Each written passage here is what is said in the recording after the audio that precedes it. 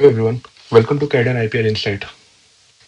तो 12 जून 2025 को दोपहर 1:38 पे एयर इंडिया 171 सरदार वल्लभ भाई पटेल इंटरनेशनल एयरपोर्ट अहमदाबाद से टेक ऑफ हुई थी लंदन गैटविक के लिए। और उसके 9 मिनट बाद 13:48 पे 13 आवर्स 48 IST पे वो क्रैश हो गई थी। तो इसके क्रैश के पीछे बहुत सारे रीजंस, हालांकि अभी जो ओरिजिनल इन्वेस्टिगेशन रिपोर्ट है वो निकल के नहीं आई है डीजीसीए की। अभी बहुत सारे चीजें नहीं आई, तो हमने एक प्रिलिमिनरी रिपोर्ट मैंने एक तैयार किया है, जिसमें मैंने कुछ ऐसे रीजंस को एक्सप्लेन किया है कि जो हो सकते हैं। आई एम नॉट श्योर कि सारे के सारे, बट उनमें से ही कुछ रीजंस ऐसे हैं जो कि इस प्लेन को क्रैश के रिस्पॉन्सिबल है। तो आज हम वही डिस्कस करने वाले हैं। और साथ में हम बोइंग के बारे में बात करेंगे। बोइंग की ऐसी बहुत सारी गलतियां हैं बोइंग कंपनी की, जिसको आज हम एक्सपोज करेंगे, खुला एक्सपोज करेंगे कि हाँ बोइंग ने ये गलती की है और ये बोइंग ये गलती करता है। ठीक है। और फिर हम मेड इन इंडिया प्लेन्स के बारे में बात करेंगे कि क्यों इंडिया में जो कमर्शियल प्लेन्स है वो नहीं बन रहे हैं, और अगर बनने चाहिए तो कैसे बनने चाहिए। और साथ में एज अ पैसेंजर आप मतलब कैसे क्या क्या सीख सकते हो जो अभी रिसेंट क्रैश हुआ है। तो चलो आज के वीडियो को शुरू करते हैं। देखो, सबसे पहले आज का वीडियो शुरू करने से पहले आपको एक चीज समझनी पड़ेगी बोइंग के बारे में। बोइंग कंपनी में एक नाम था जॉन बर्नेट का। जॉन बर्नेट जो थे विसल ब्लोअर थे। अब एक्चुअली विसल ब्लोअर क्या होता है, जैसे मान लो कोई भी इंडस्ट्री, आप किसी इंडस्ट्री में काम करते हो, उस इंडस्ट्री के लिए कोई, उस इंडस्ट्री में कोई ऐसा प्रोडक्ट है जो नॉर्मल कस्टमर्स के लिए बन रहा है। जैसे हम नॉर्मल कस्टमर्स है तो हमारे लिए कोई प्रोडक्ट बन रहा है। अब उसमें इंडस्ट्री में से कोई भी बंदा है, वो क्या करता है कि देखता है कि हाँ जो प्रोडक्ट्स बन रहे हैं अंदर, उसके अंदर जो पार्ट्स वो फॉल्टी यूज हो रहे हैं, या फिर ऐसे पुराने पार्ट्स यूज हो रहे हैं, या फिर मतलब कोई भी टूटे फूटे पार्ट्स है उनको जॉइंट, नॉर्मल जॉइंट करके लगा देते हैं, जिससे कि जब कस्टमर के पास वो चीज जाती है तो उसके वो लाइफ थ्रेटनिंग चीज बन जाती है। तो इस चीज को अगर कोई इंडस्ट्री का बंदा जब बाहर पब्लिक में लेके आता है, तो उस टर्म को हम विसल ब्लोअर बोलते हैं। ठीक है। तो जॉन बर्ने जो थे, ये quality and control department Boeing में 32 ईयर्स, 32 साल के लिए इन्होंने काम किया था। और इन्होंने बाहर आके जब 2019 में इन्होंने बीबीसी के साथ एक इंटरव्यू दिया था, उस इंटरव्यू में इन्होंने तीन चीजें बताई थी। सबसे पहले इन्होंने चीज बताई थी कि फॉल्टी पार्ट जो है वो फिट किए जाते थे। 25% ऑफ ऑक्सीजन मार्क्स है नॉन फंक्शनल इमरजेंसी केस में। और मेटल शेविंग्स या क्रिटिकल फ्लाइट कंट्रोल वायरिंग। तो अब इन तीनों को एक एक करके समझते हैं। फॉल्टी पार्ट्स आर फिटेड, जैसे आप यहाँ देख सकते हो, यहाँ पे आप देख सकते हो कि ये बोइंग का प्रोडक्शन लाइन है। यहाँ पे बोइंग 747, सॉरी, बोइंग 737 प्रोड्यूस हो रहा है। तो यहाँ पे आप एक चीज देख सकते हो कि यहाँ पे जैसे आप ये अभी ग्रीन ग्रीन में कन्वर्ट है, क्योंकि अ, ये केमिकल पेपर है। जब एयरप्लेन प्रोडक्शन होता है तो उसको स्क्रैचेस से, कोरोजन से बचाने के लिए ग्रीन पेपर लगाया जाता है। तो यहाँ पे आप देखो, जैसे कि अगर इसके विंग्स है या फिर इसके टेल्स है, यहाँ पे बहुत सारे बोल्ट्स होते हैं जो उसको जॉइंट करते हैं। तो इस जॉइंट के लिए कभी कभी इनका ये कहना था, जो जो जॉन बर्नेट थे, इनका ये कहना था कि यहाँ पे जो कंपोनेंट्स है, यहाँ पे जो बोल्ट्स है, वो कोई भी डिफेक्टिव ही सेट कर दिए जाते थे। उनके ऊपर कोई रेक्टिफिकेशन नहीं होता था, उनका कोई इटरेशन टेस्टिंग नहीं होती थी, उनको कोई सही नहीं करता था। मतलब जैसा आता था, जैसा मतलब उनके प्रोडक्शन में उनको ऑर्डर दिया जाता था कि इसको फिट करना है और आगे भेज देना है, बस वही होता था। रिसर्च एंड डेवलपमेंट पे कुछ खर्चा नहीं। ये बहुत सारी चीजें हैं, अभी उस पर आगे बात करेंगे। नेक्स्ट इन्होंने बताया था कि 25% ऑफ ऑक्सीजन मास्क है वो काम ही नहीं करते थे। अब एक्चुअली में होता क्या है, जब एक अच्छे खासे एल्टीट्यूड पे, लाइक 38,000 40,000 एल्टीट्यूड पे, 40,000 फीट एल्टीट्यूड पे जब प्लेन्स होते हैं और वहां पे अगर ऑक्सीजन की प्रॉब्लम होती है, तो जो हमारे ओवरहेड पैनल्स होते हैं सीट्स के ऊपर, वहां से ऑक्सीजन के मास्क फॉल डाउन होते हैं। तो कभी कभी क्या होता है, इनका ये कहना था कि 25% ऑफ जो ऑक्सीजन मास्क है, ये जो ऑक्सीजन मास्क आप देख देख रहे हो, आप बगल में यहाँ पे आप यहाँ पे देख रहे हो, ये एयर वेंट है रेड कलर में। और इसके बगल में ये ऑक्सीजन का चेम्बर है, यहाँ से ऑक्सीजन मास्क जो नीचे आ रहा है। ये जो येलो वाला पार्ट है, इसी को हम अपने मुंह पे लगाते हैं और इससे हमें ऑक्सीजन सप्लाई मिलती है। तो उनका ये कहना था कि at the time of emergency ये जो ऑक्सीजन मास्क थे ये बाहर निकलते ही नहीं थे। ओनली 25% के आसपास जो ऑक्सीजन मास्क थे वो इमरजेंसी के टाइम निकलते ही नहीं थे।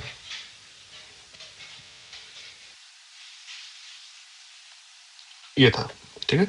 और थर्ड इनका कहना था मेटल शेविंग्स या क्रिटिकल फ्लाइट कंट्रोल वायरिंग। अब देखो होता क्या है कि जब फ्लाइट है उसके नीचे अगर आप कभी देखोगे, उसके नीचे के कंपोनेंट सब खोल, अगर आप कभी जैसे गियर्स है, गियर्स के नीचे जो पूरा पूरा एक खाली पूरा कंपोनेंट एरिया होता है, उसको अगर आप खोल के देखोगे तो ये कुछ ऐसे इसमें कनेक्शंस होते हैं वायरिंग के।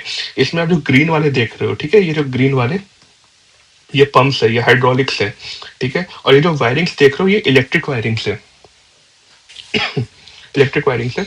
तो यहाँ पे जो चीजें आती है, इनका ये कहना था कि ये जो कनेक्शंस थे इसके आसपास ना बहुत ज्यादा मतलब इशू रहती थी। इसके इनका ये कहना है कि यहाँ पे मेटल शेविंग्स होते थे, कुछ ऐसे क्रिटिकल जो कनेक्शंस थे वो सही से कनेक्ट नहीं होते थे। तो इन्होंने कुछ ऐसे राज खोले थे जिनसे बिलियन ऑफ डॉलर का नुकसान जो है बोइंग कंपनी को हुआ था। और फाइनली मार्च 2024 को इन्होंने प्रेशर में आके खुद को गोली मार लिया था, खुद को शूट डाउन कर लिया था। तो क्या रीजन था आज तक किसी को नहीं पता, ठीक है। इनके ऊपर बहुत ज्यादा प्रेशर डाला गया था, ठीक है, इनको फोर्स किया गया था, कुछ नहीं पता ये सब, ठीक है। तो ये था हमारा जॉन बर्नेट के बारे में। अब थोड़ी सी बात करते हैं बोइंग एविएशन कंपनी के बारे में, ठीक है। देखो बोइंग एविएशन कंपनी जो थी उसका एक बहुत अच्छा मतलब एक मोटिव होता था एक टाइम पे, पैशन फॉर इंजीनियरिंग। मतलब ये कंपनी एक तरह से वर्ल्ड की सबसे बेस्ट कंपनी थी इंजीनियर्स के लिए, इंजीनियरिंग के माइलस्टोन्स के लिए। लेकिन ये पहले 60 साल तो बिल्कुल सही चली कि हाँ चलो ठीक है, हमारा पैशन बहुत अच्छा है, इन्होंने बहुत सारा इनोवेशन किए, इन्होंने बहुत सारे टाइप्स के प्लेन को लॉन्च किया। लेकिन एट द एंड क्या हुआ, इन्होंने 1997 में ग्रीड ऑफ एक्सपेंशन, मतलब एक्सपेंशन के भूख इनको, मतलब एक्सपेंशन का लालच हुआ, जिसके लिए इन्होंने मैकडोनल्ड डगलस एक कंपनी है जो कि उस टाइम प्लेन्स बनाती थी, ठीक है। आप गूगल पे इसके बारे में पढ़ सकते हो, विकिपीडिया पेजेस पढ़ सकते हो इसके बारे में। तो ये भी काफी अच्छे प्लेन्स बनाती थी उस टाइम पे। इन्होंने क्या किया, दोनों कंपनियों को मर्ज किया। और जो नए सीईओ थे उन्होंने कंपनी के शेयर प्राइस को बढ़ाने के लिए, यहाँ पे आप देख सकते हो शेयर प्राइस ऑफ कंपनी को बढ़ाने के लिए इन्होंने क्या किया, जो पैशन फॉर इंजीनियरिंग था इसको इन्होंने कन्वर्ट कर दिया passion for profit. Passion for profit के चक्कर में क्या हुआ, R&D कंप्लीटली गायब हो गया। अब ऑब्वियसली बात है, आप प्रॉफिट अगर बढ़ाना चाहते हो तो आपको बहुत ज्यादा कॉस्ट कटिंग करना पड़ेगा, ठीक है। कॉस्ट कटिंग के लिए आप क्या करोगे, आप नॉर्मल सी बात है, आप एमएससीईओ अगर वो सीईओ, उन्होंने ये क्या किया, रिसर्च एंड डेवलपमेंट को हटाया, क्योंकि रिसर्च एंड डेवलपमेंट में ही किसी कंपनी का सबसे ज्यादा पैसा लगता है। उन्होंने फिर प्रॉफिट को हटाया, ठीक है। प्रॉफिट को हटाने के बाद उन्होंने मार्केट शेयर को और बढ़ाने के लिए इन्होंने बोइंग 737 जो पुराने मॉडल्स है उसको रीडेवलप करके उसमें कुछ थोड़ी बहुत चेंजेस करके उसको मार्केट में लॉन्च कर दिया, ठीक है। लेकिन तब तक क्या हुआ कि इनकी जो राइवल कंपनी थी एयरबस, आपको पता है एयरबस एक यूरोपियन कंपनी है, तो एयरबस ने क्या किया, A320 को लॉन्च कर दिया। और ये जो A320 नियो था, ये 15 से 20% जो था फ्यूल एफिशिएंट था बोइंग के करंट लाइनअप से। तो इससे क्या हुआ, इससे जो जो बोइंग थी, जो बोइंग कंपनी थी वो नीचे आने लगी और जो एयरबस है वो ऊपर जाने लगी, इनके जो शेयर प्राइस है। अब ये चीज बोइंग समझ नहीं पाया कि कैसे हो रही है, तो इसको देखते हुए इन्होंने 40 साल पुराने बोइंग 737 को अ, अ, इन्होंने इम्प्रूव किया। और इम्प्रूव करने के बाद इन्होंने उसमें कुछ क्या अपडेट्स दिए, क्या क्या नई नई चीजें लाई, वो इन्होंने सीधे बस नए पार्ट्स को इंस्टॉल किया, नए सॉफ्टवेयर्स को इंस्टॉल किया। और बिना FAA की अप्रूवल के, बिना पायलट्स को नई नई चीजों के ट्रेनिंग देने के बजाय इन्होंने सीधे मार्केट में लॉन्च कर दिया, ये दिखाने के लिए कि हम अपने राइवल कंपनी से अच्छा काम कर सकते हैं। तो इनसे क्या हो कि इनको उस टाइम तो बहुत ज्यादा ऑर्डर्स आना शुरू हो गए। लेकिन अभी क्या हुआ उसके बाद इन्होंने जैसे ही 737 प्लेन्स के जब उनका ऑर्डर आने शुरू हुए, और ऑर्डर आने के बाद एक चीज उसमें नोटिस की गई कि जो प्लेन था उसका नोज अपने आप ऊपर चला जाता था। मतलब मान लो कि मतलब अगर इसको क्लाइंब करना है, जैसे ये रनवे है और इसको हल्का हल्का क्लाइंब करना है, तो ये अचानक से ऊपर चला जाता था इसका नोज, ठीक है। और जब जो पायलट था वो जब नोज नीचे करने की कोशिश करता था तो ये नीचे आके क्रैश हो जाता था। तो जो बोइंग 737 इसका एक वेरिएंट है मैक्स 8, ठीक है। मैक्स 8 में एम कैश का बहुत ज्यादा इशू होता था, ठीक है। तो एम कैश क्या है वो अभी हम आगे बात करेंगे। इसमें एमकेएस क्या था, कैसे काम करता था, ये सारी चीजें हम आगे बात करेंगे। तो एमकेएस का इसमें बहुत ज़्यादा इश्यू था। एमकेएस को इन्होंने जब लॉन्च किया तो इन्होंने किसी को बताया नहीं, किसी पायलट को नहीं बताया कि हाँ, हमारे प्लेन में एमकेएस था। इन्होंने सीधे बताया कि हाँ, हमने कुछ इनोवेशन किया है, हमने कुछ सॉफ्टवेयर्स दिए हैं जो कि पायलट्स को बहुत ज़्यादा हेल्प करेंगे। इन्होंने एमकेएस के बारे में कुछ नहीं बताया, ना पायलट को ट्रेनिंग दी, और उसका रिजल्ट हुआ कि बहुत ज़्यादा बोइंग 737 जो क्रैश शुरू हो गए। एक टाइम तो ऐसा है कि जो 737 थे वो 20 महीने के लिए ग्राउंड हो गए थे। चलो जो अभी रिसेंट जो सबसे ज़्यादा अटैक्स सॉरी जो सबसे ज़्यादा जो प्लेन क्रैश हुए थे बोइंग के, हम उसकी बात करते हैं। देखो, जो सबसे पहले था हमारा, सबसे पहले हम अगर इसकी बात करते हैं तो वो है जापान एयरलाइंस की। ठीक है। जापान एयरलाइंस जो थे, इसका था फ्लाइट 123, फ्लाइट 123, और ये अगस्त 12, सॉरी, 1985 को क्रैश हुआ था, जिसमें 520 लोगों की जान गई थी। और इसका जो क्रैश होने का जो सबसे बड़ा रीजन था वो था प्रेशर प्रेशर बल्क हेड का जो रप्चर होना। क्योंकि देखो, आपको भी पता है कि जब ऊपर जाओगे, जब प्लेन ऊपर जाता है तो मतलब कि प्रेशर अंदर कैबिन के अंदर का प्रेशर होता है, उसको मेंटेन करके रखना पड़ता है। तो वही जो प्रेशर है अंदर के केबिन का, वो मेंटेन नहीं रख पाया और उससे रप्चर हुआ, और फ्लाइट जो है वो कंट्रोल खो बैठी। मतलब कई बार क्या होता है कि जैसे ऑक्सीजन, अगर ऑक्सीजन सप्लाई सही से नहीं हो रहा है, ठीक है, तो जो पायलट्स हैं उसको उनको अंदर से पता चल जाता है चीजें कि हाँ, यहाँ पे मतलब कि अलार्म बजता है, ऑक्सीजन की कमी है या फिर प्रेशर की कमी है, कैबिन में प्रेशर डाउन हो रहा है नहीं हो रहा है, तो ये सारी चीजें उनको पता चल जाता है। और इसी की वजह से कुछ ऐसे इश्यूज हुए थे जिसकी वजह से प्लेन पर से कंट्रोल चला गया था, और एट द एंड ये प्लेन क्रैश हो गया था। तो ये था जापान एयरलाइंस फ्लाइट 123। ठीक है। नेक्स्ट अब नेक्स्ट हम बात करते हैं जेजू एयरलाइंस की।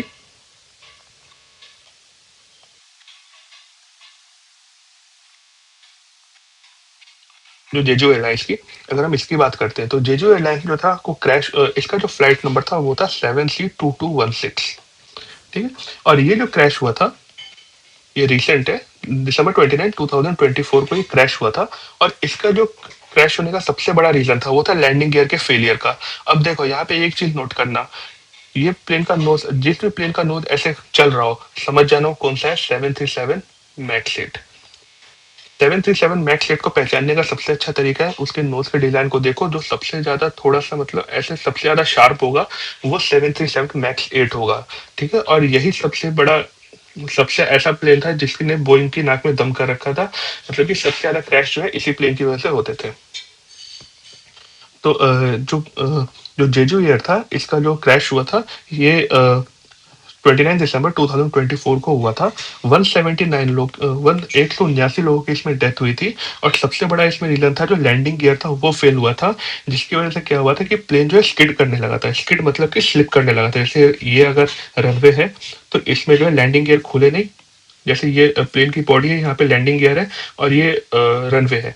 तो यहाँ पे क्या हुआ था, ये रनवे, यहाँ पे क्या हुआ था, ये जो लैंडिंग गियर है वो खुले ही नहीं, और प्लेन की जो बॉडी है वो इसके ऊपर रगड़ खाने लगी। रगड़ खाने से फ्रिक्शन प्रोड्यूस हुआ, फ्रिक्शन से हीट हुआ, और हीट से जो एविएशन फ्यूल था, जो फ्यूल था, उसमें आग लगी और बहुत ज्यादा ब्लास्ट हो गया। तो ये जेजू एयरलाइंस की कहानी थी। ठीक।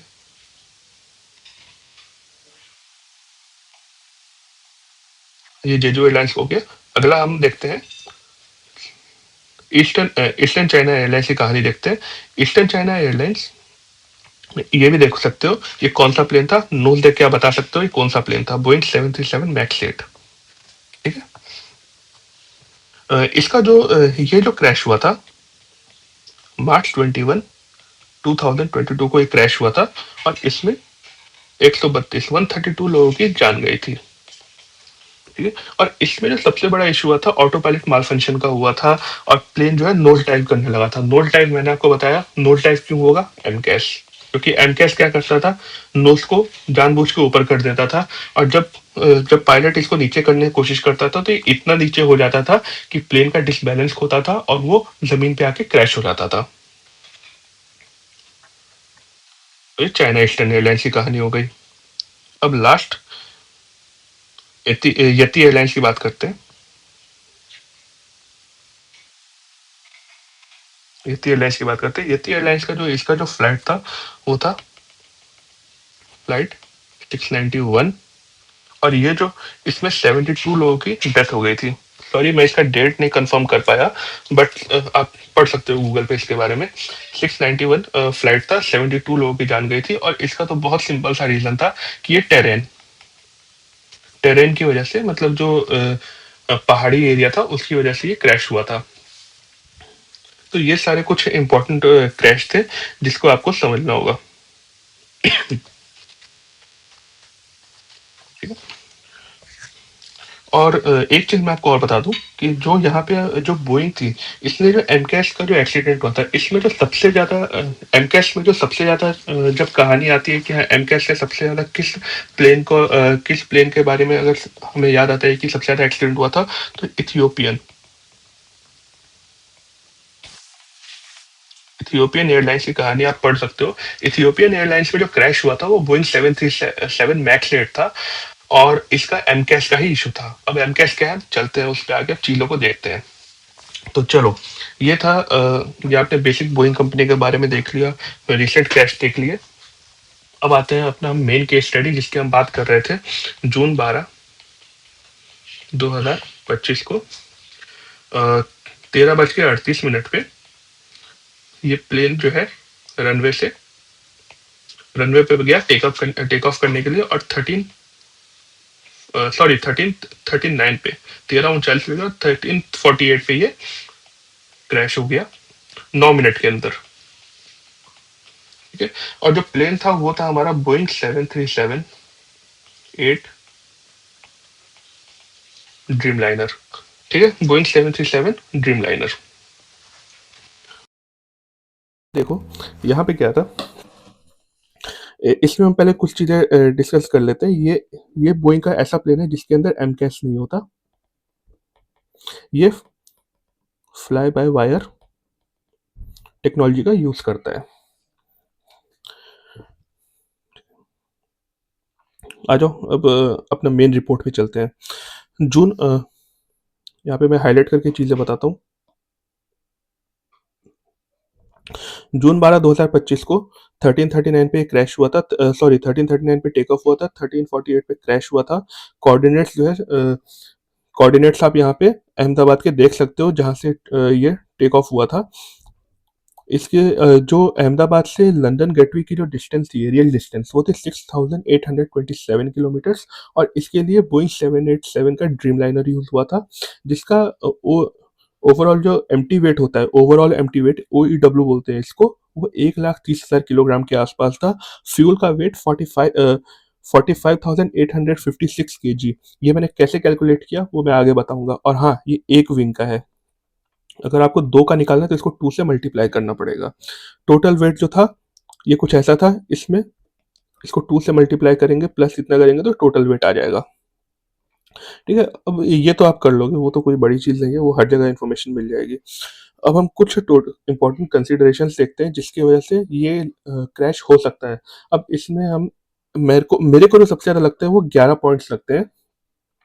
ठीक है, तो सबसे पहले हम चलते हैं टीकैस पर। टीकैस का मतलब क्या है? Traffic collision avoidance system.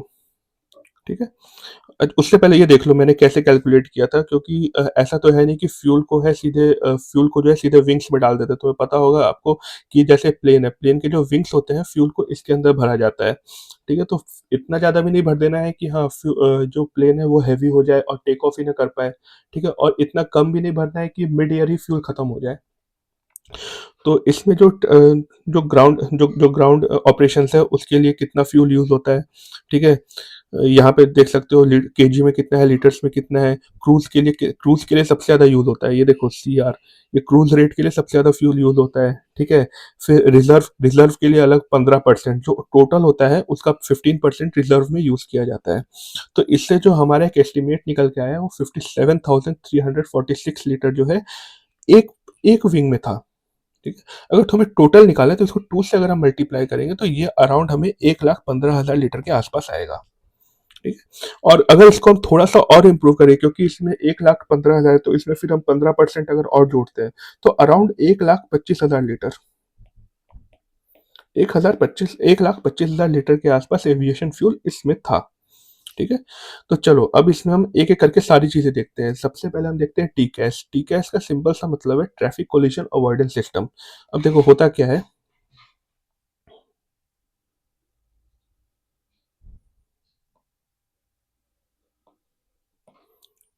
ये डायग्राम को ध्यान से समझो, ठीक है? और इसको 2 मिनट साइड रखते हैं।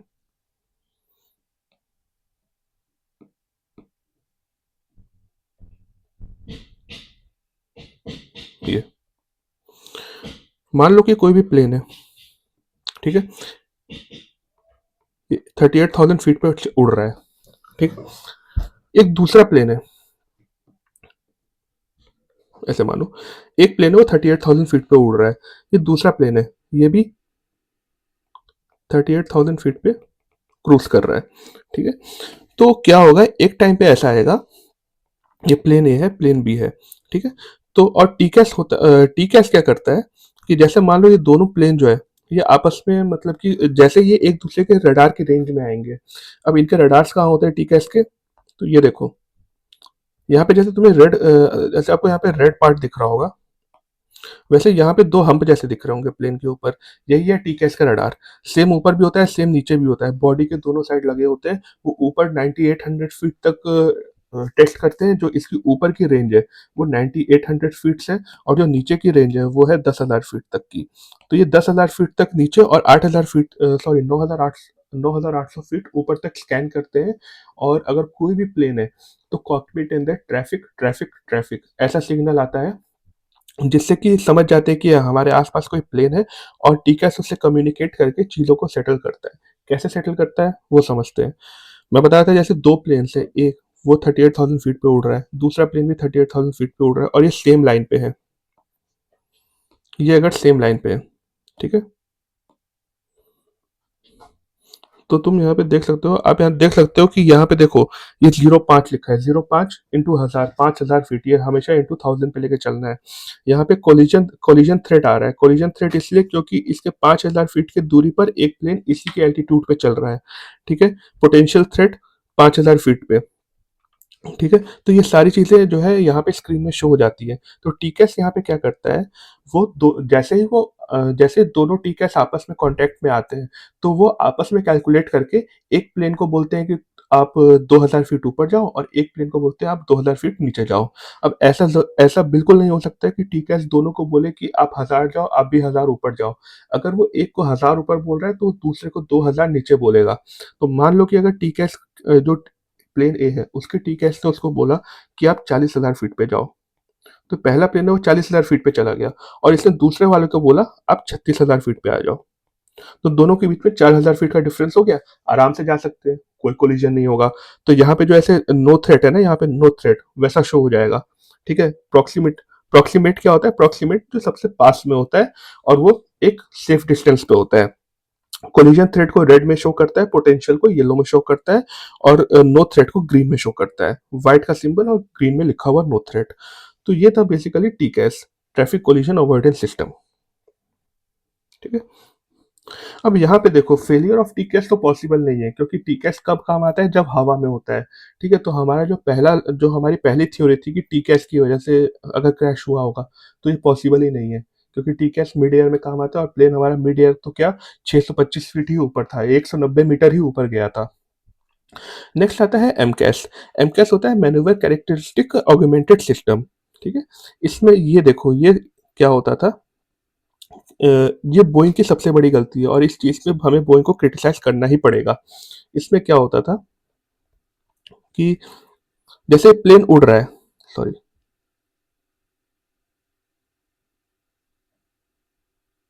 ये प्लेन उड़ रहा है, ठीक है? तो कई बार उड़ते उड़ते क्या करता था, जो इसके एरोनर सेंसर जो डेटा थे, वो क्या करते थे, प्लेन के नोज को ऊपर कर देता था अपने आप। तो टीकैस क्या करता था, टीकैस एक सॉरी एमकैस एमकैस एक सॉफ्टवेयर था, वो क्या करता था, पायलट को बिना इन्फॉर्म किए नोज को नीचे डाइव करवा देता था, ठीक है? अब उसने नोज को नीचे डाइव करवाया, पायलट को दिख गया कि नोज नीचे है, तो वो क्या करता था, वो लीवर्स को पुश करते थे, ठीक है? नोज नोज गियर्स को ऊपर कर देते थे। नोज गियर कहाँ होता है, अभी चल के अपन कॉकपिट व्यू है, उसमें आगे वाले स्लाइड्स में देखेंगे। तो ये नोज पुल को नीचे किया इसने, और कई और पायलट ने ऊपर कर देता था, तो दोनों में कंफ्यूजन हो जाता था, जिससे प्लेन जो है वो अपना डायरेक्शन खो देता था, कंट्रोल खो देता था और वो क्रैश कर जाता था। तो ये सीधा सीधा एमकेस है। एमकेस इतना समझने की जरूरत नहीं, क्योंकि हम जिस केस की बात कर रहे हैं AI-171, ये बोइंग 787 8 ड्रीम लाइनर था, और इसमें एमकेस नहीं था, तो इसको हम छोड़ सकते हैं। विंड डायरेक्शन की बात तो आती ही नहीं है बिल्कुल। क्यों? क्योंकि अगर मान लो कि, एक मिनट, ये इसको साफ कर देता हूँ। जो विंड डायरेक्शन होते हैं, मान लो कि जैसे ये रनवे है, रनवे पे इस तरफ से हवा चल रही है, और प्लेन को बोला जाए कि आपको इधर से टेक ऑफ करना है, तो तो पायलट बोलता है कि नहीं, ये हवा के ऑपोजिट में टेक ऑफ नहीं करना चाहता। तो ये क्या करते हैं, प्लेन को ऐसे घुमा के दूसरे जो टैक्सी पाथ है उससे घुमा के इस डायरेक्शन में लेके आते हैं, और फिर यहाँ से वो लोग टेक ऑफ कर सकते हैं। ठीक है, तो विंड डायरेक्शन भी कोई रोल नहीं था इसका, क्योंकि प्लेन ऑलरेडी उड़ चुका था, ठीक है, टेक ऑफ कर चुका था। और अगर टेक ऑफ नहीं करता, अगर वो रनवे पे ही क्रैश होता, तब हम सोच सकते थे कि हाँ, विंड के बारे में थोड़ा बहुत हम सोच सकते थे। वेट वेट का तो कुछ सेंस ही नहीं बनता, क्योंकि टोटल वेट अगर हम कैलकुलेट करें, फ्यूल को डबल करके, सारी चीज़ों को डबल करके, तो अराउंड 2,30,000 किलो के आसपास इसका टोटल वेट आएगा। जबकि ये जो प्लेन है वो 33,000 किलो और एक्स्ट्रा वेट लेके जा सकता था, 33 टन एक्स्ट्रा वेट लेके जा सकता था, लेकिन ये लेके कितना गया, 230 टन। ठीक है, तो वेट का भी कोई इशू नहीं आया। तो जो हमारे पहले 3 क्लेम थे, टीकैस, एमकैस, सॉरी, पहले जो 4 क्लेम, 3 नहीं 4 क्लेम, टीकैस, एमकैस, विंड डायरेक्शन, वेट, ये चारों यहाँ फेल हो गए। अब आते हैं मेन चीज पे, FCS FMS। FCS क्या है, फ्लाइट कंट्रोल सिस्टम, और FMS क्या है, फ्लाइट मैनेजमेंट सिस्टम। इसमें कुछ इशू आ सकता था। क्या इशू आएगा वो समझने से पहले कॉकपिट के बारे में समझते हैं। जब कॉकपिट में जाते हो तो फ्लाइट का जो कंट्रोल सिस्टम है वो कुछ आपको ऐसा दिखता है। ठीक है, तो चलो इसमें एक एक चीजों को समझते हैं पहले अच्छे से।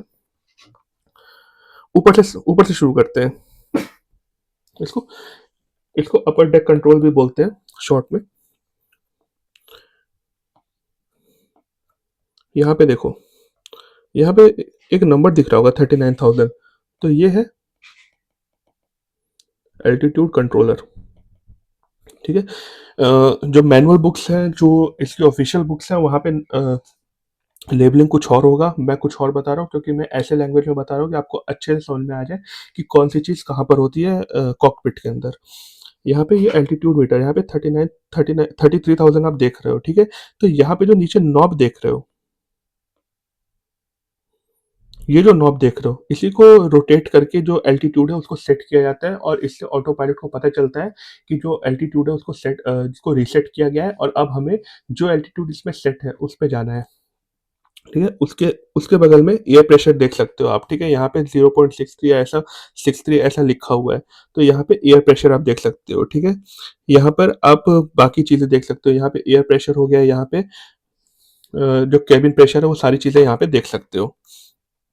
ठीक है, ऑक्सीजन कितना डिफरेंस है, सारी चीज़ें आप यहाँ पे देख सकते हो। यहाँ पे एक छोटा सा स्क्रीन है, ये स्वार्क कोड होता है, SQU, स्वार्क कोड। स्वार्क कोड क्या होता है, जैसे कि स्वार्क कोड में 3 कोड सबसे इंपॉर्टेंट है, 7700 00 00 7700 यूज होता है जब प्लेन हाईजैक हो जाता है। अब ऐसा तो है नहीं कि यहाँ पे मान लो प्लेन हाईजैक हो गया, ठीक है, अब अगर आप 99 में जो प्लेन जो काठमांडू से दिल्ली आ रहा था, उसकी अगर आप स्टोरी देखोगे, तो वहाँ पे जो पायलट है उसने थोड़ा सा दिमाग लगाया था, और उसने ऐसा तो है नहीं कि हाँ, यहाँ पे उसने ATC को बोले कि हमारा प्लेन हाईजैक हो गया है, तो डायरेक्ट तो ऐसा बोलेगा नहीं। या फिर ऐसा कोई भी प्लेन होता है, अगर हाईजैक हो जाता है, तो पायलट तो सीधा सी बात है, उसको अपनी जान की पड़ी है, उसको अपने पैसेंजर्स की जान की पड़ी है, तो खुला तो बोलेगा नहीं कि हम हाईजैक हो गए।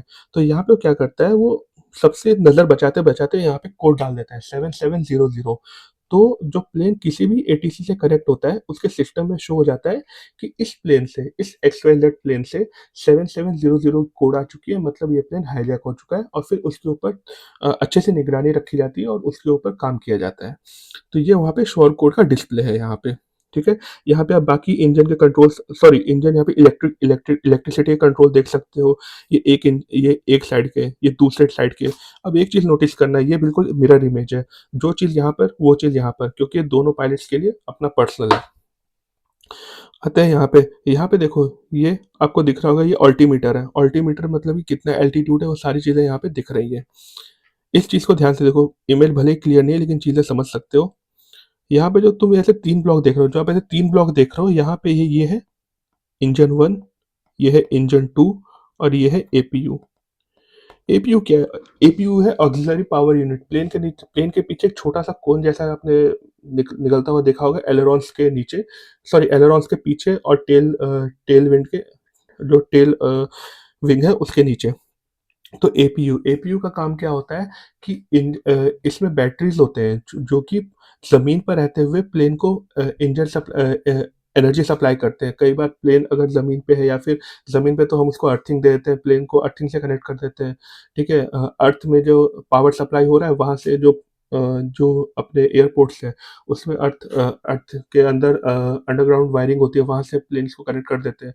मान लो जैसे हवा में अगर इंजन को सप्लाई, अगर इसके अंदर जैसे हम लोग फ़ोन चार्ज करते हैं, या फिर जो एसी वगैरह चलते हैं, या वो इलेक्ट्रिसिटी जो पायलट्स कम्युनिकेशन के लिए यूज़ करते हैं, तो उन सब का जो सारा कारोबार, जो कारोबार सँभालने का जो पूरा ज़िम्मेदारी है वो एपीयू के ऊपर रहता है।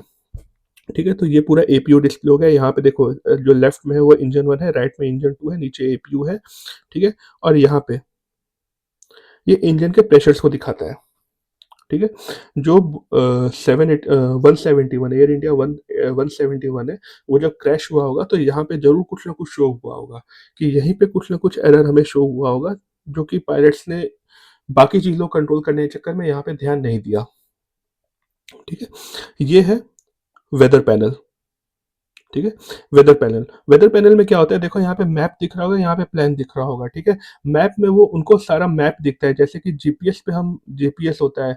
ठीक है, गूगल मैप से, एप्पल मैप से जैसे हम मैप्स देखते हैं ना, वैसे इनको यहाँ पे मैप दिखता है, सारी चीज़ें इनको यहाँ दिखती है। और साथ में इनको प्लान दिखता है, यहाँ पे प्लान में इनको वेदर दिखता है। इनको दो चीज़ें दिखती हैं, एक तो इनको मैं जरा कलर चेंज कर लूँ। हाँ, जैसे ये मैजेंटा कलर है। ठीक है, ये मैजेंटा कलर है और ये ग्रीन कलर है।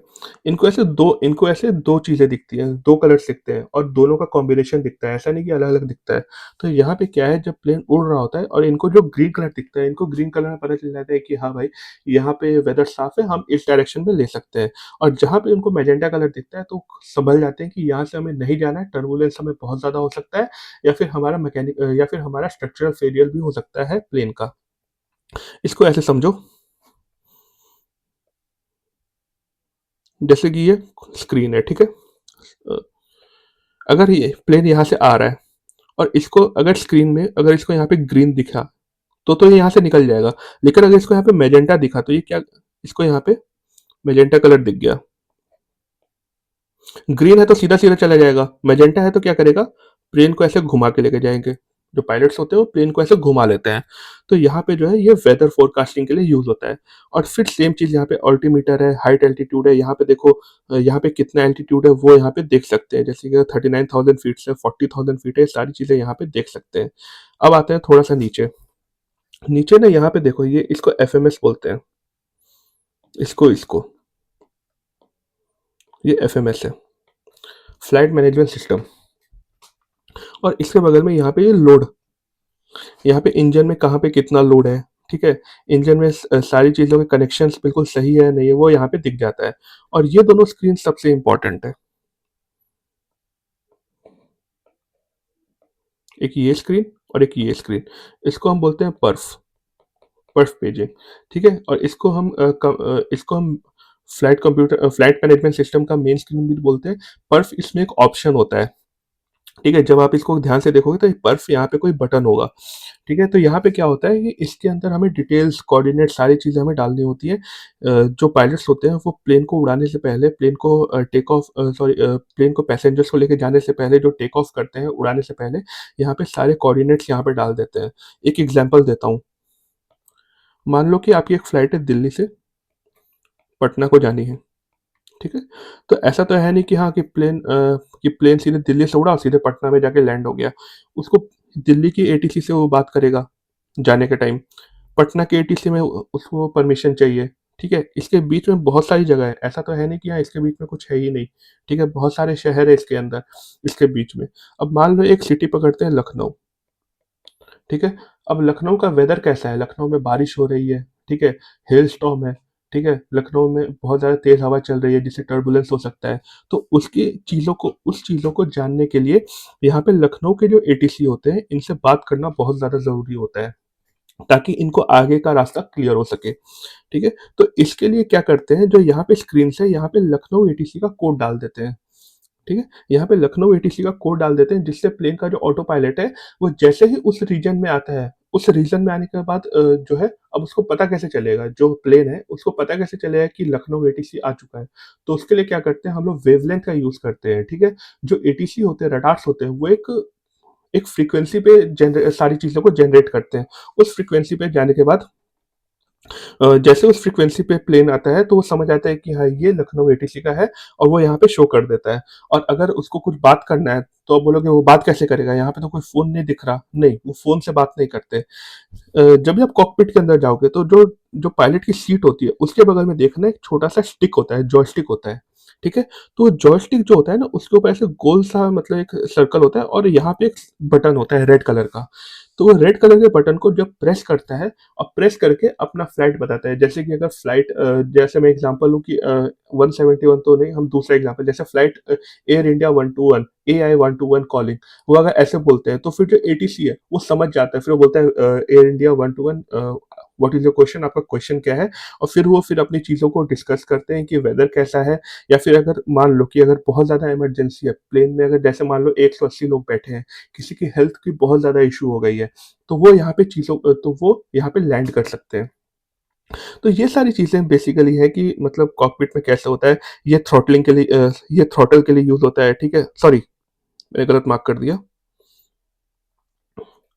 यस, ये थ्रॉटल्स के लिए यूज़ होता है, ये फ्लैप्स के लिए यूज़ होता है, ठीक है? जो फ्लैप होते हैं वो 0 पे जाते हैं और 0 और 1 होते हैं, फिर ऐसे वैल्यूज़ 5 होती है, 15 होती है, 20, 25, 30 मैक्सिमम 30 तक जाता है, ठीक है?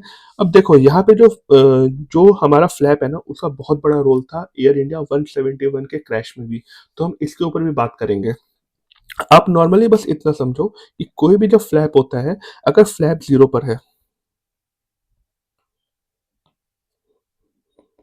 फ्लैप अगर 0 पे है, तो उस कंडीशन में प्लेन टेक ऑफ नहीं कर सकता, ठीक है? अगर फ्लैप 0 है, तो टेक ऑफ कर नहीं सकता, उसको थ्रस्ट ही नहीं मिलेगा, जो इंजन है उसको थ्रस्ट मिलेगा ही नहीं, सीधे ज़मीन पे गिर जाएगा। और मुझे जहाँ तक लगता है कि यही कुछ ऐसा रीज़न था एयर इंडिया 171 का, हालाँकि बिल्कुल 0 तो पॉसिबल ही नहीं है, वो 0 और 1 के बीच में रहा होगा, मतलब जो उसकी मैक्सिमम है वो 1 रहा होगा, लेकिन टेक ऑफ के लिए जो कंडीशन है, जो कंडीशंस बताई जाती है टेक ऑफ के लिए, वो हमें फ्लैप 1 पे रखनी पड़ती है। अगर एज़ अ पायलट अगर कोई पायलट है, अगर उनको प्लेन उड़ाना है, ठीक है? तो उनको फ्लैप 1 पे रखना कंपल्सरी है। 0 पे रखेंगे, थ्रस्ट नहीं मिलेगा, 1 पे रखेंगे, थोड़ा-सा थ्रस्ट मिलेगा। अगर उससे ज़्यादा रखेंगे तो और अच्छा रहेगा। ठीक है? तो ये सारी चीज़ें जो थी, आप देख सकते हो यहाँ पे। अब यहाँ पे कंडीशन क्या हुई थी, अगर हम उसकी बात करें अपना एयर इंडिया 171 की बात करें, तो यहाँ पे जो इंजन मैंने बताया था, जो इंजन कंट्रोल्स होते हैं, यहाँ पे ये सारे तो मैंने आपको इंजन में इलेक्ट्रिसिटी सप्लाई हो रहा है कि नहीं हो रहा है, वो सारी चीज़ें हैं। यहाँ पे इंजन के प्रेशर्स को यहाँ पे बताया जा रहा है। तो यहाँ पे कुछ इश्यू हो सकता है। अगर जो क्रैश हुआ है, वहाँ पे कुछ ना कुछ इश्यू यहाँ पे है, यहाँ पे मेल फंक्शन हुआ था। मेल फंक्शन इश्यू यहाँ पर भी हुआ था और लोड्स वाले सेक्शन में भी हो सकता है। आई एम नॉट श्योर कि लोड वाले में हुआ था, लेकिन यहाँ तो कन्फर्म हुआ था। यहाँ तो कन्फर्म इश्यू हुआ था जिसकी वजह से इनको रॉन्ग इन्फॉर्मेशन मिली और अल्टीमीटर ने गलत इन्फॉर्मेशन दिया एल्टीट्यूड का और क्रैश हो गया प्लेन। तो ये बेसिकली एक लेआउट है प्लेन के अंदर कॉकपिट के अंदर का। इसका मतलब ये नहीं कि आपको प्लेन उड़ाना सीखना चाहिए, इससे नहीं, आपको बस ये इन्फॉर्मेशन के लिए है। तो यहाँ पे जो एफसीएस है वो हो सकता है उसने 625 जो है गलत इन्फॉर्मेशन दिया हो, ठीक है? अगर एल्टीट्यूड रॉन्ग है तो उसके बाद ही, क्योंकि मेडे कॉल आया था, मेडे कॉल कब आता है? मेडे कॉल मतलब मेडे, ये टर्म याद रखना, मेडे। मेडे कॉल कब आता है? मेडे कॉल जो है सबसे लास्ट ऑप्शन होता है, जब आपका इंजन काम नहीं कर रहा है, ठीक है? आपको लिफ्ट नहीं मिल रहा, आपके पास कोई बहुत ज़्यादा इमरजेंसी आ गई है जिससे आप टेक ऑफ नहीं कर सकते, तो ये सारी चीज़ें जो है आपको मेडे कॉल में तो उसके लिए वो मेडे कॉल करते हैं। कॉल कैसे करते हैं? फ़ोन से तो करते नहीं है, कैसे करते हैं मैंने बता दिया, जॉयस्टिक पे उनका जो उनका जो उनका जो स्टिक होता है जिससे वो डायरेक्शंस को कंट्रोल करते हैं, उसके बगल में एक रेड बटन होता है, उसको प्रेस करके वो एटीसी से पहले फ्लाइट नंबर अपना बताते हैं और फिर अपनी प्रॉब्लम को बताते हैं, ठीक है? उसके बाद फिर वेदर, फ्यूल इंडिकेटर सब में सब कुछ ठीक था। अब देखो यहाँ पे अल्टीमीटर इश्यू जो सबसे ज़्यादा मेरे को लग रहा है, अल्टीमीटर इश्यू जो है वो 625 फीट तो चलो ठीक है, 625 फीट मतलब 190 मीटर। 625 फीट की हाइट पे चला तो गया, लेकिन हो सकता है जो अल्टीमीटर है उसने गलत जो उसने गलत हाइट की जो वैल्यू है वो दी हो, और यही एक मेरे को एक एग्जांपल एक मेरे को रीजन तो ये लग रहा है कि ये हो सकता है कि जिसकी वजह से प्लेन क्रैश हुआ है, ठीक है?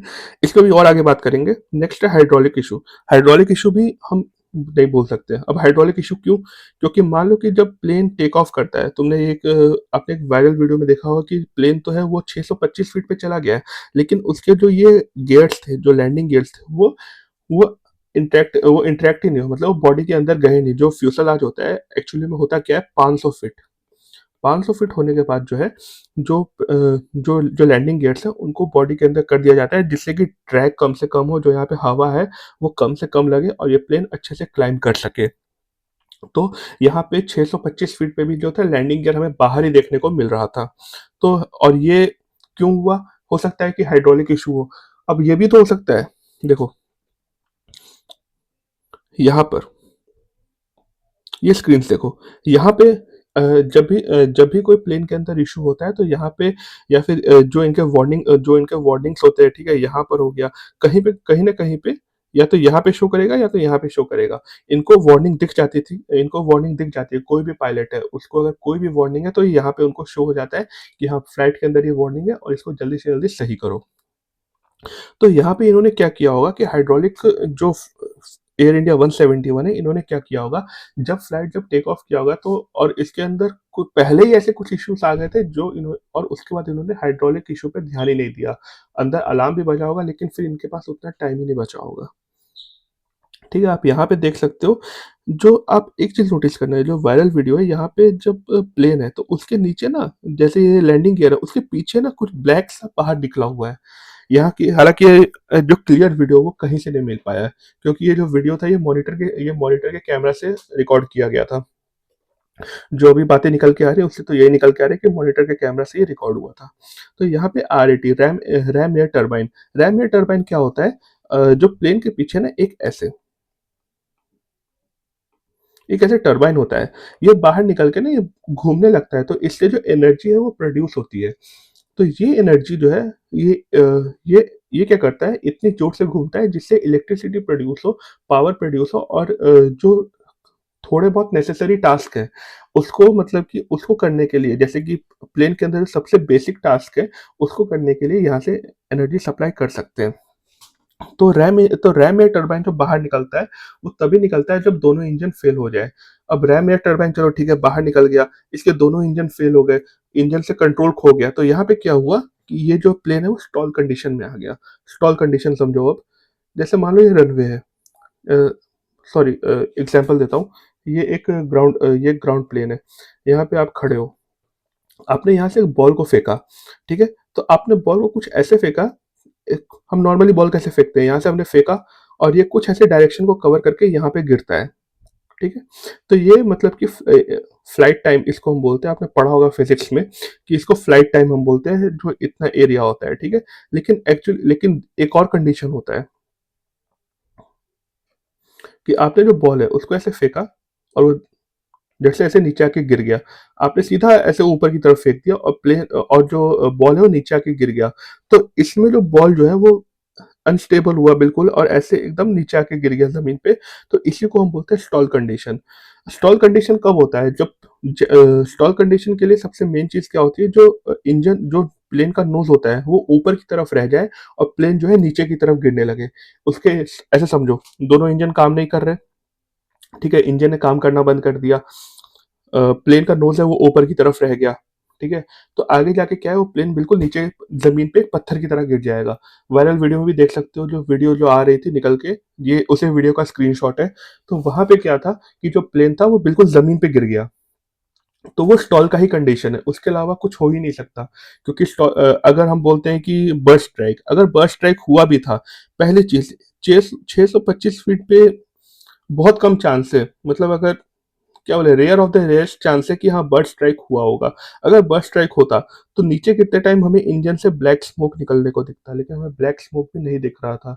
तो हम सीधा सीधा बोल सकते हैं कि हमारा इंजन था वो हमारा फेल हुआ था, और सीधे सीधे इसमें कोई बर्ड स्ट्राइक नहीं हुआ। तो इंजन फेलियर तो हमें एक निशान मिल गया। दूसरी चीज इसमें नोट करने वाली है, आप यहाँ पे स्क्रीनशॉट तो थोड़ा सा धुंधला है। जब टेक ऑफ हुआ था तो इसकी जो विंग्स थी ना, वो कुछ ऐसी थी। जो इस जो विंगलेट्स के जो लास्ट वाला पार्ट था, वो ऊपर की तरफ उठा हुआ था। और ये ऊपर की तरफ तभी उठता है जब हमारा जो प्लेन है उसमें जो पायलट होता है वो फ्लैप्स को जीरो, मिनिमम जीरो और मैक्सिमम वन पे सेट करे। देखो, ये यहाँ पे फ्लैट, देखो यहाँ पे अप है और वन है। तो जो एयर इंडिया 171 है, उसमें क्या हुआ होगा, उसमें जो फ्लैप्स है वो अप और वन के बीच में रहा होगा, मतलब कुछ यहाँ पर, ठीक है, कुछ यहाँ पे रहा होगा। तभी हमें ऐसे कर्व देखने को मिल रहा है। और अगर मैंने पहले ही बताया था कि जितना कम फ्लैप होगा उतना ज्यादा इशू होगा इंजन को थ्रस्ट बनाने में। तो यहाँ पे दोनों थ्योरी सेट बैठ रही है। पहली थ्योरी ये कि इंजन फेल हुआ। इंजन क्यों फेल हुआ? क्योंकि इंजन फेल इसलिए क्योंकि थ्रस्ट नहीं बना पाया। और थ्रस्ट क्यों नहीं बना पाया? क्योंकि जो फ्लैप्स थे वो जीरो और वन के बीच में सेट थे। तो ये ह्यूमन एरर तो नहीं बोल सकते, ये मैकेनिकल, ये हाइड्रोलिक एरर ही हो सकता है, ठीक है। तो ये चीजें आप समझो। फिर से एक बार सिंपल वर्ड्स में बता देता हूँ। जब प्लेन उड़ा तो प्लेन उड़ने के बाद आपने देखा कि प्लेन के नीचे छोटा सा कुछ निकला हुआ है, वो रैम एयर टरबाइन है। और रैम एयर टरबाइन तभी निकलता है जब इंजन जो है फेल हो जाते हैं, और बाकी चीजों को, कंपोनेंट्स को एनर्जी सप्लाई करने के लिए रैम एयर टरबाइन टरबाइन की वर्किंग आपको पता ही है। टरबाइन टरबाइन घूमता है और वो इलेक्ट्रिसिटी देता है, जिससे कि बेसिक ऑपरेशन है वो कंक्लूड किया जा सके। दूसरी चीज कि ये स्टॉल कंडीशन में भी आया है। स्टॉल कंडीशन का प्रूफ क्या है? वायरल वीडियो में देखना, जो नोज है वो ऊपर की तरफ है और प्लेन नीचे की तरफ गिर रहा है। तो ऐसा सिर्फ स्टॉल कंडीशन में होता है, और कोई कंडीशन में ऐसा हो ही नहीं सकता, ठीक है। ऐसा कंडीशन तब हो सकता है जब एमकेस के साथ हो, लेकिन एमकेस नहीं हो सकता क्योंकि ये बोइंग 787 ड्रीम लाइनर है और इसमें एमकेस नहीं होता। तो ये सिर्फ स्टॉल कंडीशन वाली बात हो गई। तीसरा है फ्लैप जीरो। फ्लैप जीरो, मैंने आपको बता दिया कि फ्लैप इसमें क्या था, इस प्लेन में ये हो सकता है कि फ्लैप जो है वो जीरो पे सेट हो, और सॉरी, मिनिमम जीरो और मैक्सिमम वन पे सेट हो। जबकि ऐसे रूल्स है कि फ्लैप्स को टेक ऑफ के टाइम वन से ज्यादा रखना चाहिए, क्योंकि जितना अच्छा फ्लैप, जितना ज्यादा आप रखोगे, उतना ज्यादा चांसेस है कि इंजन को थ्रस्ट मिलेगा, और इंजन उतना थ्रस्ट प्रोड्यूस करेगा और टेक ऑफ करने में उतना ज्यादा हमें आसानी होगी। तो ये सारी चीजें जो थी हमें देखने को मिल सकती है। स्टॉल कंडीशन मैंने आपको बता ही दिया। एक चीज और आप नोट करना, जो वीडियो है उसमें जो ये लैंडिंग गियर्स है, ये खुले हुए हैं बिल्कुल, लैंडिंग गियर्स। तो लैंडिंग गियर जो खुले हुए हैं ना, तो क्या होता है कि जैसे लैंडिंग गियर है, अगर ये खुले हुए हैं तो जो हवा है ना, वो इस पे आके टकराती है, ठीक है। लैंडिंग गियर पे हवा के टकराती है, जिससे कि इंजन को थ्रस्ट बनाने में बहुत ज्यादा दिक्कत हो। अब क्या कर रहे हो, ये इंजन है, इंजन थ्रस्ट बना रहा है, ठीक है। थ्रस्ट एयर ले रहा है और उसको बहुत जोर से पीछे छोड़ रहा है, इसी को तो थ्रस्ट बोलते हैं। बहुत पीछे, जो पीछे जितना तेजी से छोड़ेगा ना, उतना तेजी से इसको धक्का मारेगा और प्लेन हमारा आगे बढ़ता है। लेकिन क्या हुआ यहाँ पे, जो ये मेहनत कर रहा है थ्रस्ट बनाने में, और यहाँ पे ड्रैग फोर्स कौन प्रोड्यूस कर रहा है? जो हमारे लैंडिंग गियर से। तो लैंडिंग गियर अंदर गए ही नहीं। तो लैंडिंग गियर जो अंदर नहीं गए, उससे एक कंक्लूजन निकलता है मैकेनिकल फेलियर का, hydraulic failure, sorry, hydraulic failure का। तो हाइड्रोलिक फेलियर हुआ, ठीक है। फिर हाइड्रोलिक फेलियर हुआ, इंजन फेलियर हुआ, फ्लैप सही से नहीं थे, बहुत सारी इश्यूज हो गई हैं, ठीक है। देखने को बहुत सारी इशू हो गई है। सबसे बड़ा तो हमने देखा कि रैम एयर टरबाइन अगर बाहर निकला होगा, अगर रिपोर्ट में ये आता है फ्यूचर में कि रैम एयर टरबाइन पहले निकल चुका था, तो हम इजीली बोल सकते हैं कि हाँ, अगर रैम या टरबाइन बाहर था मतलब इंजन फेलियर, खत्म बात। तो ये कुछ सारे कंक्लूजन थे। एक बार इनको फिर से देख लेते हैं। टी कैश पॉसिबल ही नहीं है, ठीक है। टी कैश कब काम आता है? मिड ईयर में काम आता है। एम कैश, एम कैश है ही नहीं इस प्लेन में, ठीक है। ये मॉडल ही नहीं है जिसमें एम कैश हो, ये फ्लाई बाय वायर से चलता है। एयर डायरेक्शन, मैंने पहले बताया था कि अगर एक मिनट, कि ये जैसे रनवे है, अगर हवा इस डायरेक्शन में चल रही है और प्लेन को अगर इधर से टेक ऑफ करना है तो वो क्या करता है, टैक्सी वे पे जाता है, प्लेन को ऐसे घुमा के लाते हैं यहाँ पे, और यहाँ से फिर टेक ऑफ करके और फिर गो अराउंड करके, सॉरी, ऊपर से एक पूरा चक्कर काट के फिर इस डायरेक्शन में आगे निकल जाते हैं। मतलब डायरेक्ट नहीं जा सकते तो ऐसे घूम के चले गए हवा में जाने के बाद, एक सर्टेन हाइट पे जाने के बाद। तो एयर डायरेक्शन वाली बात यहाँ फेल हो गई, ठीक है। नेक्स्ट वेट, पहले ही बोला था कि वेट 33 टन, 33 टन इसके पास एक्स्ट्रा वजन लेके जाने की क्षमता थी। FCS, flight control system, flight management system issue हो सकता है, ठीक है, क्योंकि इसी से अल्टरनेटर जुड़ा हुआ है, हाइड्रोलिक फेलियर भी इसी से जुड़ा हुआ है, ठीक है। तो ये तीनों चीजें जो है स्टॉल कंडीशन को करने के लिए काफी है। बर्स्ट स्ट्राइक लो चांस है, ठीक है, क्योंकि अगर बर्ड स्ट्राइक होती है तो ये इंजन का आगे का है, ये इंजन के पीछे का है। अगर बर्ड्स यहाँ पे स्ट्राइक करती है तो यहाँ पे हमें ब्लैक स्मोक, तो यहाँ पर जो है हमें ब्लैक स्मोक देखने को मिलेगा, लेकिन हमें ब्लैक स्मोक जैसा कुछ मिला ही नहीं, ठीक है। फ्लैप जीरो, फ्लैप जीरो पे सेट था ये, तो हमें फ्लैप जीरो और वन, ऐसा नहीं कि बिल्कुल जीरो था। अगर बिल्कुल जीरो होगा तो थ्रस्ट मिलेगा नहीं, टेक ऑफ ही नहीं कर पाएगा। ये जीरो से वन के बीच में था, ठीक है, जिससे लिफ्ट कम मिला। और ये भी एक सबसे बड़ा रीजन है इंजन फेलियर का।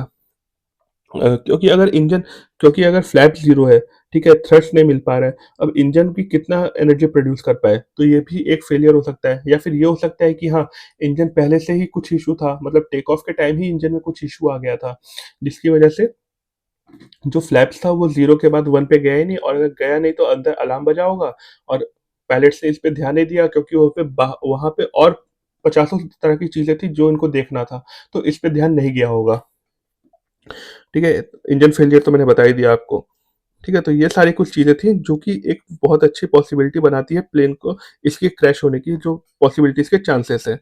नेक्स्ट है ग्लाइड रेशो, ठीक है। ग्लाइड रेशो समझ लो, वैसे इतना इंपॉर्टेंट नहीं है, इसमें इसका कोई यूज नहीं है, पर थोड़ा सा समझ लो इसको। ग्लाइड रेशो क्या होता है? जैसे कि नॉर्मली ग्लाइड रेशो होता है कि अगर कभी दोनों इंजन फेल हुए और अगर वो नीचे आएगा तो वो कितने बाय कितने के रेशो में नीचे आएगा। जो बोइंग 787 8 ड्रीम लाइनर था, इसका ग्लाइड रेशो है 15:1। 15:1 मतलब अगर ये 15 किलोमीटर आगे जा रहा है तो वो 1 किलोमीटर नीचे आएगा। समझे इस चीज को? 15 किलोमीटर आगे जाने के लिए ये 1 किलोमीटर की हाइट को लूज करेगा, ठीक है। अगर हम 625 फीट, जो 190 मीटर था, अगर उसके अकॉर्डिंग अगर हम डिस्टेंस निकाले तो ये कुछ कैलकुलेशन ऐसी बैठेगी कि 2.857 किलोमीटर, यानी कि लगभग 3 किलोमीटर इसको जाना पड़ेगा क्रैश होने के लिए। लेकिन आपने देखा कि ये जो है उठते ही 625 मीटर ऊपर उठा और बिल्कुल नीचे गिर गया।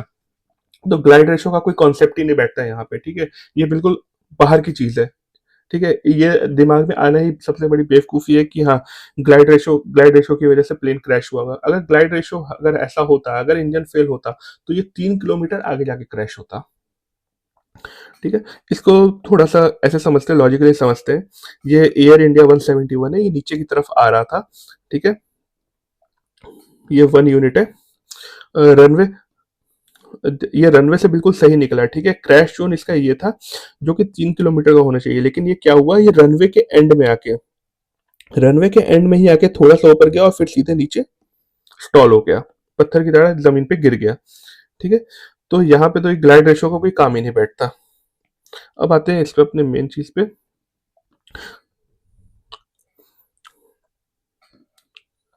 तो ये यहाँ पे जो मेन चीज था, जो सारे कंक्लूजन थे, मैंने आपको बता दिया कि टी कैस, एम कैस, एयर डायरेक्शन, वेट, ये कोई इशू नहीं है।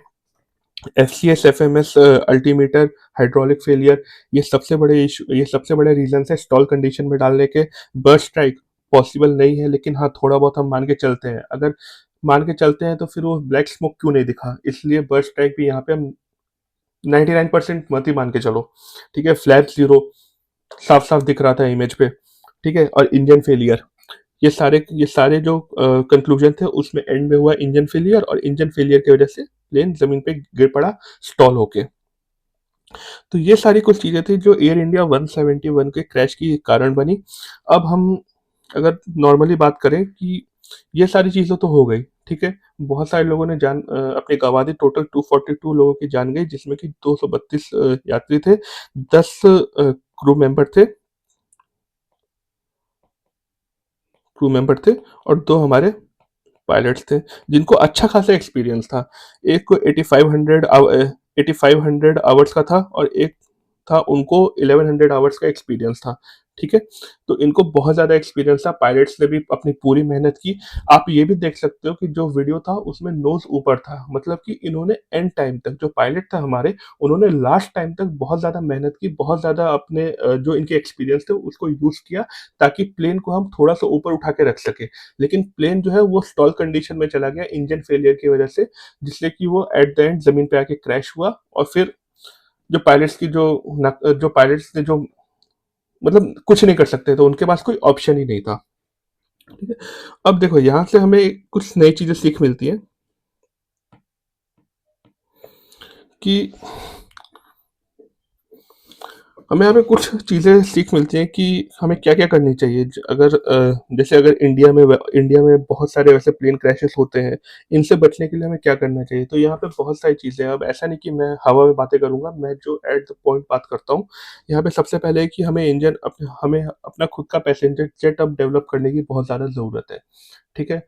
पता है, ये मुझे पता है कि बहुत ये थोड़ा-सा टफ टास्क है, लेकिन अगर हम मेहनत करें, अगर हम थोड़ा-सा इसके ऊपर काम करें तो बिल्कुल हो सकता है। इसके लिए जो सबसे इम्पोर्टेंट चीज़ है वो है FADEC, full authority digital engine control device.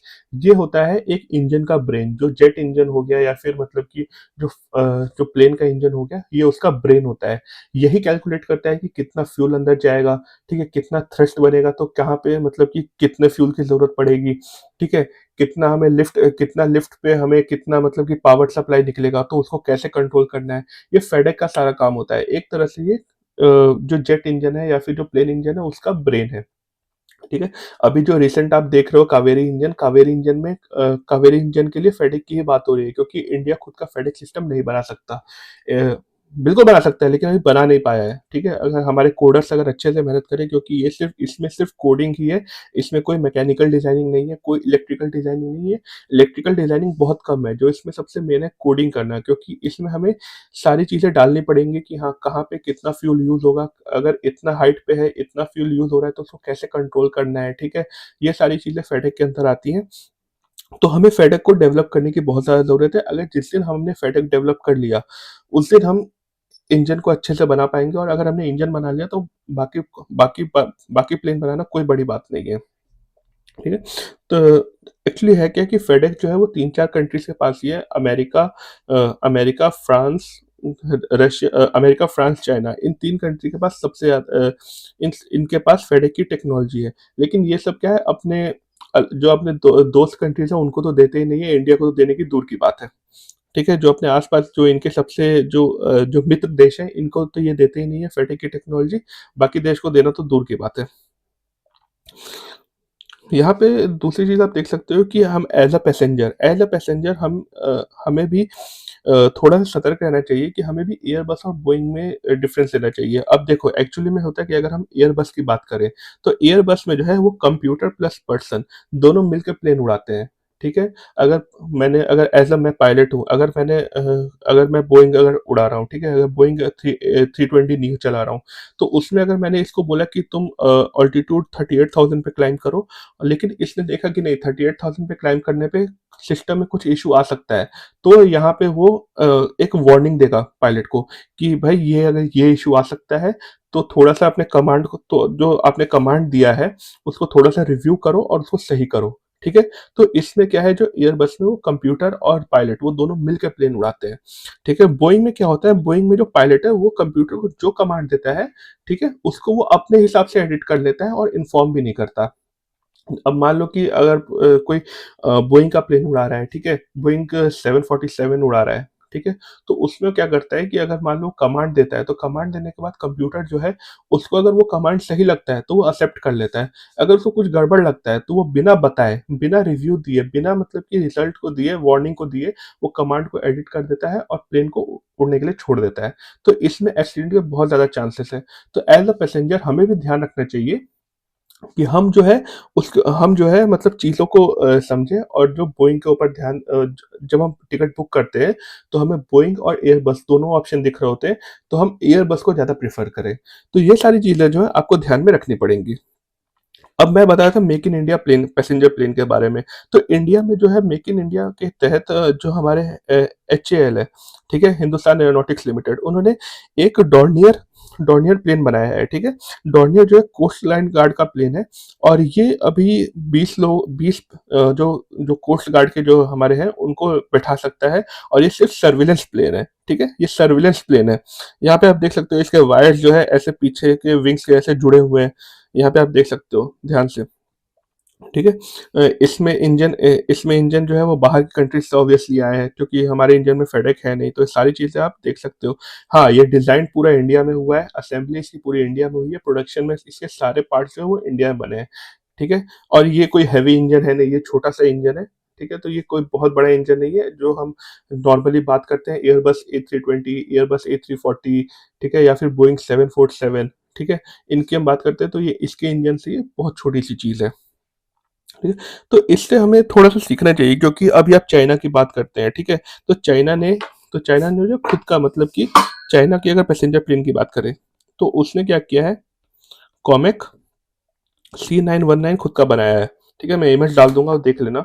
कॉमेक बनाया है, अब ये क्या करता है कॉमेक इन्होंने खुद का पैसेंजर प्लेन बना दिया, ठीक है? उसकी टेस्टिंग भी कर ली इन्होंने, सारी चीज़ें भी इन्होंने कर ली और इन्होंने फिर उस चीज़ को अब ये मार्केट में लेके आ रहे हैं, ये यूरोपियन मार्केट में लेके आ रहे हैं। चाइना हालाँकि एशिया एशिया में है, तो एशियन मार्केट में तो कन्फर्म आना ही है। तो इससे क्या है बोइंग और एयरबस इन दोनों को एक राइवलरी मिलेगी कि हाँ, जो राइवलरी है कि हाँ, मतलब कि हम जो मर्ज़ी वो कर सकते हैं, ठीक है? हालाँकि एयरबस की तो मैं बात नहीं करता क्योंकि एयरबस के प्लेन्स बहुत बेस्ट होते हैं। आप चाहे एयरबस का A319 उठा लो, जो एयरबस के प्लेन्स होते हैं वो A3 से शुरू होते हैं, ठीक है? और जो वो बोइंग 7 की सीरीज़ से होते हैं, ठीक है?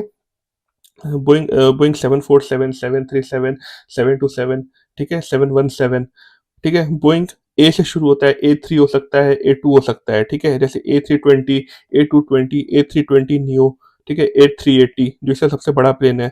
बोइंग का सबसे बड़ा प्लेन है बोइंग 747, ठीक है? तो ये सारी चीज़ें हैं। मैं पैसेंजर प्लेन की बात कर रहा हूँ, कार्गो प्लेन अलग है, इसका बेलुगा अलग आता है, ठीक है? एयरबस का। मैं सिर्फ़ पैसेंजर प्लेन्स की बात कर रहा हूँ। तो यहाँ पे हमें ये समझने की कोशिश करनी है कि जैसे चाइना ने खुद का एक प्लेन बनाया, वैसे इंडिया भी खुद का बना सकता है, लेकिन उसके लिए हमें सबसे पहले फेडेक पे काम करना पड़ेगा। अगर हमने फेडेक बना लिया, तो हम एक जेट इंजन भी बना सकते हैं, कमर्शियल प्लेन इंजन भी बना सकते हैं और वहाँ से फिर हम नॉर्मली जो फ्यूज़ेलाज़ बनाना है, जो विंग्स बनाना है, वो कोई बहुत बड़ी बात नहीं है, ठीक है? अपने इंडिया में बहुत अच्छे-अच्छे इंजीनियर्स बैठे हैं, जो ये चीज़ बहुत अच्छे से बना सकते हैं। तो यही थी सारी चीज़ें, जो मुझे लगता है कि डिस्कस करनी चाहिए थी। तो आप बाकी वीडियोज़ देख सकते हो चैनल पे और यही था मेरा आज का कंटेंट जिसमें मैंने एयर इंडिया 171 के बेसिक बात की थी कि मुझे क्या लगता है, क्या इश्यू हो सकता है। हाँ, इसके ऊपर और वीडियोज़ आएँगी और उसमें मैं और अच्छे से बताऊँगा कि यहाँ की रिपोर्ट में क्या निकल के आई है। जो मैंने जो 10 प्रेडिक्शंस दिए थे उसमें से कितने सही हुए हैं या कितने गलत हुए हैं, वो भी मैं आपको इन फ्यूचर बताऊँगा। तो मिलते हैं अपने दूसरे वीडियो में। Thank you for watching. Bye.